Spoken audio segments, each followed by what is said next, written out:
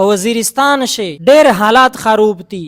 هر اریز په مظلوم عوام باندې دماکې کیږي، په جماعتینا باندې بمباری کیږي، په معصوم بچون باندې ډرون حمله کیږي، معصوم بچون پشه شهیدون کیږي، تورساری پشه شهیدونه کیږي. په داسې وخت شي د میژ د پیرا قوم اپیل دی، مشرون تم دا اپیل دی چې مشرونه دغه مظلوم خلک دفاع وکي، دغه مظلوم خلک حمایت وکي، دغه ظالم مخالفت وکي، دغه ظالم په خلاف روچک شي.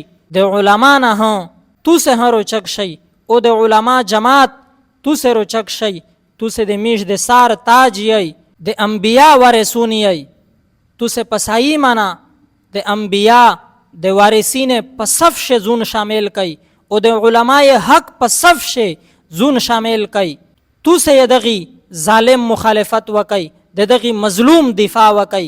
کای دغه ظالم مخالفت نشي کړلای، دغه مظلوم دفاع تو سه نشي کړلای، دغه ظالم دفاع تو سه ما کوي. ظالم حکومت تا اسلامی حکومت، اسلامی ریاست ما یای، دغه ظالم نه تو سه پناه وغوړی، دغه ظالم دفاع ما کوي.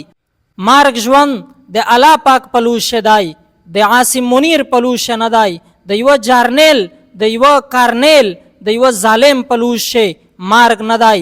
په قرآن شه الله پاک زوی په زوی باندې په ډېر مقامات شه الله پاک فرمایي لا اله الا هو یحیی و یمیت ربکم و رب آبائکم الاولین. د الله پاک ذات تای چې مارګ ها الله ورکوي، ژوند ها الله ورکوي.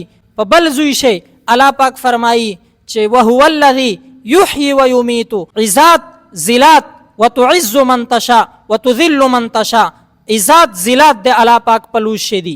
نو میشته پچار دو چې دغه ظالم مخالفت وکي، دغه مظلوم دفاع وکي.